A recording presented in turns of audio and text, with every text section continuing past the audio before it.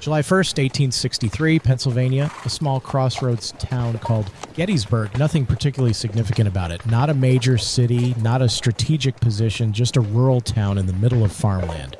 A Confederate division is approaching. Why, according to some officers, they'd heard there might be shoes in town.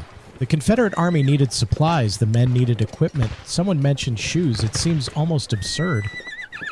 One of the largest battles ever fought in North America, beginning because of shoes. But within hours, tens of thousands of soldiers are converging on the crossroads. Union forces moving north to intercept, Confederate forces moving south. Two massive armies almost by accident, arriving at the same place at the same time. By the time it's over, 3 days later, more than 160,000 soldiers will have fought. More than 50,000 will be casualties, and the entire course of the American Civil War will have changed. This is the Battle of Gettysburg, the bloodiest battle ever fought on American soil, the turning point of the Civil War, and it began almost by accident. I'm Keith Conrad, and this is Sidequests. Today, Gettysburg. How an accidental meeting of two armies became the battle that changed the course of a nation. To understand Gettysburg, you have to understand why General Robert E. Lee brought his army into Pennsylvania in the first place. By spring 1863, the war had been raging for 2 years. The Confederacy had suffered defeats and victories, but in the spring of 1863, Lee's Army of Northern Virginia had momentum. Lee had just won a stunning victory at Chancellorsville in May, a brilliant tactical display. Confederate forces outnumbered but maneuvering skillfully, crushing a Union army commanded by Joseph Fighting Joe Hooker. But the victory came at a terrible cost. Thomas J. Jackson, Lee's most trusted subordinate, his right arm, was mortally wounded in the battle. Died shortly after. Despite the loss, Lee was confident. Thinking about strategy beyond Virginia, he proposed something bold: carry the war into the north. The benefit seemed clear: invade Union territory, fight on northern soil instead of southern, relieve pressure on Virginia farms that had been fighting ground for 2 years and were exhausted, gather supplies from northern territory. The Union had resources, the Confederacy didn't. An invasion could supply the Southern Army from enemy territory, win a decisive victory on Union soil. If Lee could defeat the Union Army on northern ground, if he could make the North pay the cost of war directly, maybe Northern public opinion would shift. Maybe there would be pressure to negotiate. Maybe the 1864 elections would bring a peace candidate to power. And there was another possibility, almost unspoken but understood. If Lee could threaten Philadelphia, Baltimore, or even Washington, if he could demonstrate the vulnerability of northern cities, maybe Britain or France might recognize the Confederacy as a legitimate nation. Maybe foreign powers would intervene. Lee believed the moment was right. Believed his army could carry the war north. Believed he could change the trajectory of the entire conflict. So in June 1863, the Army of Northern Virginia crossed into Pennsylvania. Nearly 75,000 men moving north, looking for a decisive engagement, looking to win a battle on Union soil. They didn't know that a new Union general had just been appointed to stop them. George G. Meade, appointed to command the Army of the Potomac just days before the battle. An unexpected appointment. A relatively obscure general suddenly thrust into command of the Union's largest army. Facing Lee's invasion, Meade had only days to get to know his new command, days to learn the strengths and weaknesses of his officers, days to understand the Army's capabilities. Instead, he got a battle. July 1st, 1863. Morning. Confederate forces are approaching Gettysburg. The division commander is looking for shoes. For supplies, for whatever he can find in a northern town. What he doesn't expect to find is the Union Army. But Union cavalry under John Buford is already there, a small force, maybe 3,000 men. Cavalry, not the main army. But Buford recognizes something critical.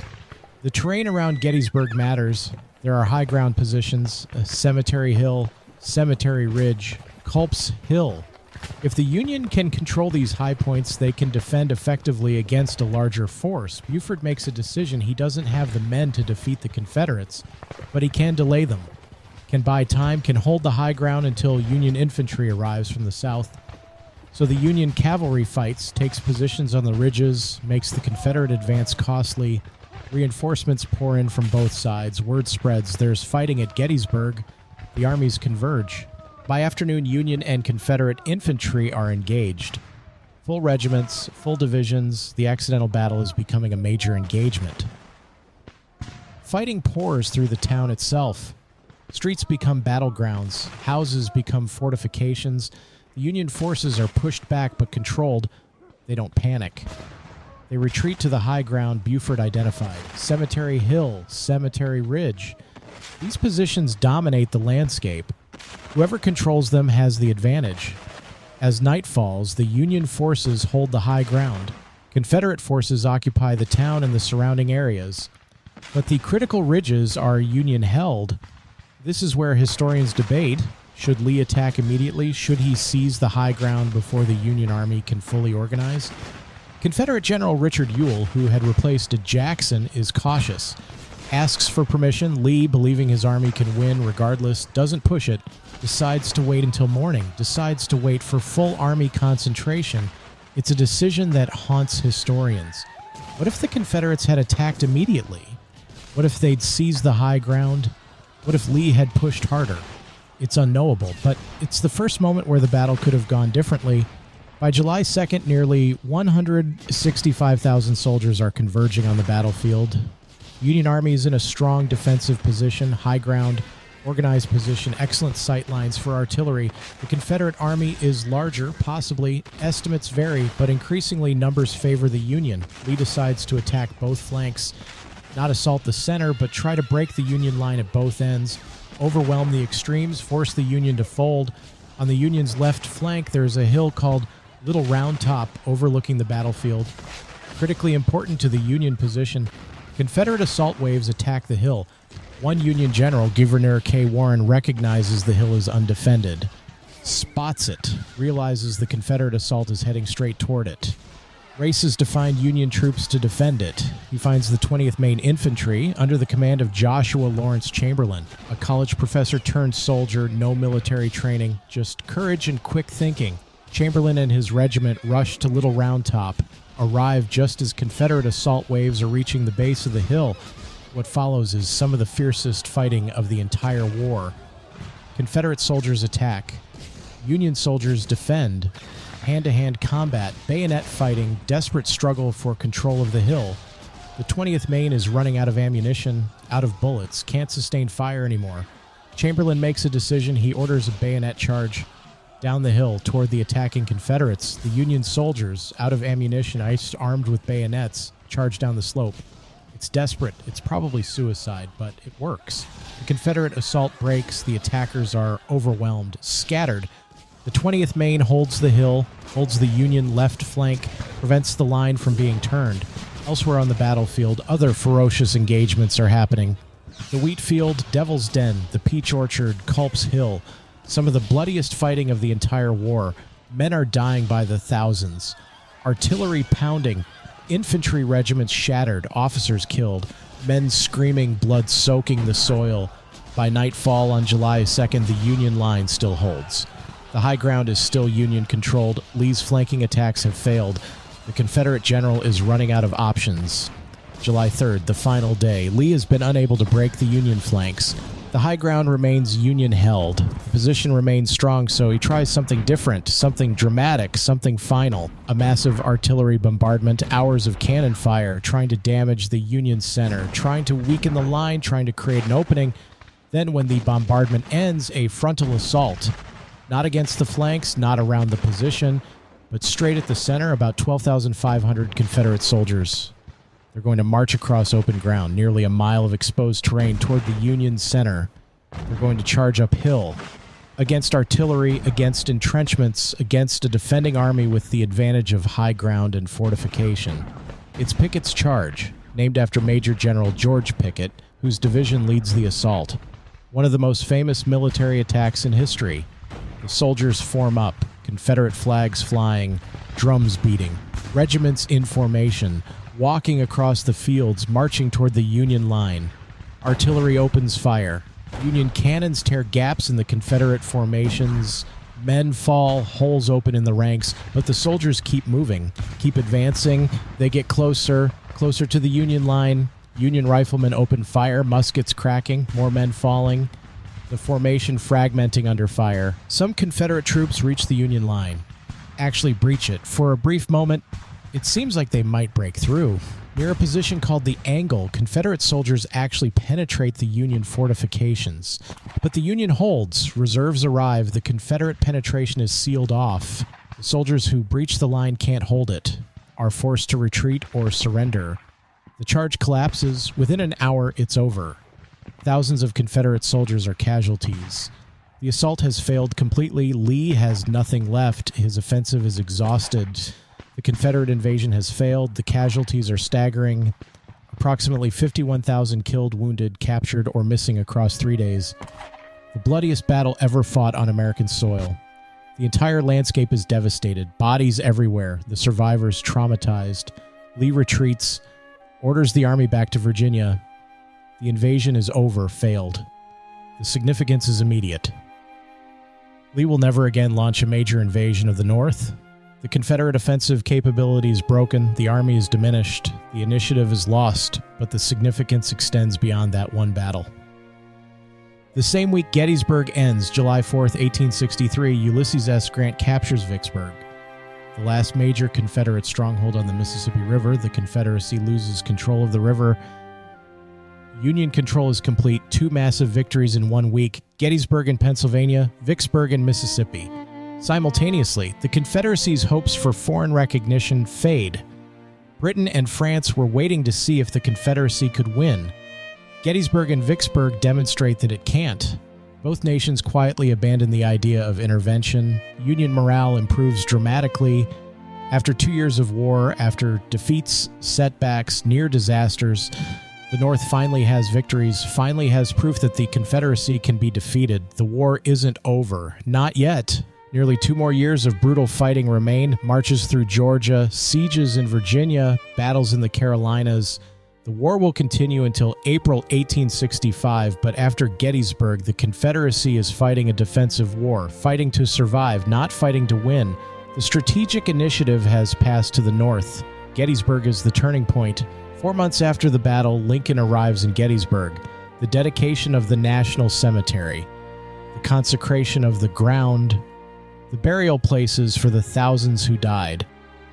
Edward Everett, one of the most famous orators in America, is going to give a 2-hour speech commemorating the battle, explaining its significance, inspiring the nation.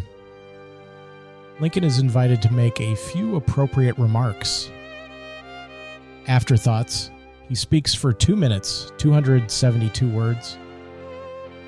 77 years ago, our fathers brought forth on this continent a new nation conceived in liberty and dedicated to the proposition that all men are created equal.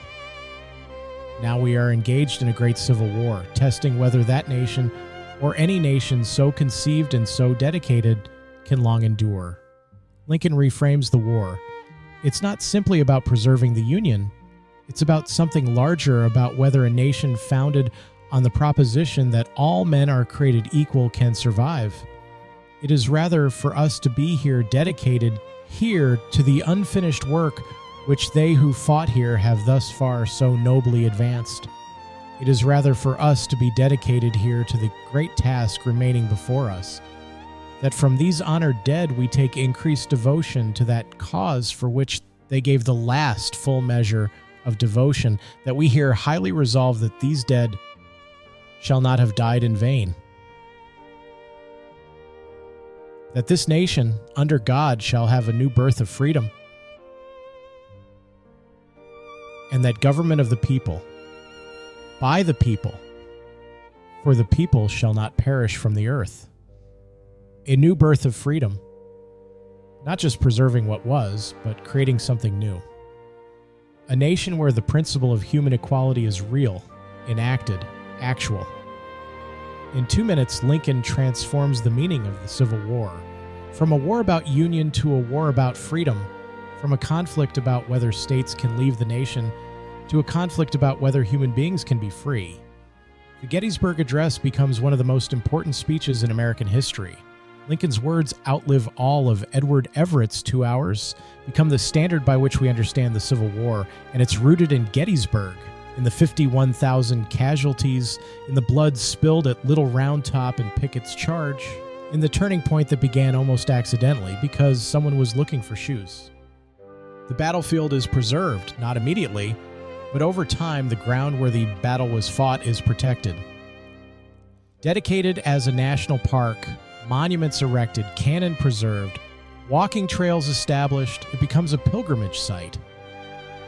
Millions of visitors over the following centuries, coming to understand what happened, coming to honor the dead, coming to understand what the battle meant. Military academies study it worldwide.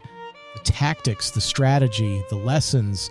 Gettysburg is taught in military schools from West Point to Sandhurst because it teaches something fundamental about how wars are won and lost. The battle represents sacrifice, represents the cost of civil war, represents the price paid for freedom, for unity, for the principle that the nation shall endure. To Northerners, Gettysburg is a victory, proof that the Union could defeat the Confederacy, the turning point that led to final victory. To Southerners, Gettysburg is a tragic loss, Lee's last chance for victory slipping away, the beginning of the end. To Americans more broadly, Gettysburg is where the nation's fate was decided, where a government conceived in liberty was preserved, where a new birth of freedom became possible. The Battle of Gettysburg did not end the Civil War. The fighting continued for nearly 2 more years. Sherman's march to the sea, Grant's siege of Petersburg, Lee's final retreat. The war dragged on, brutal and destructive, but after July 1863, the outcome was clear.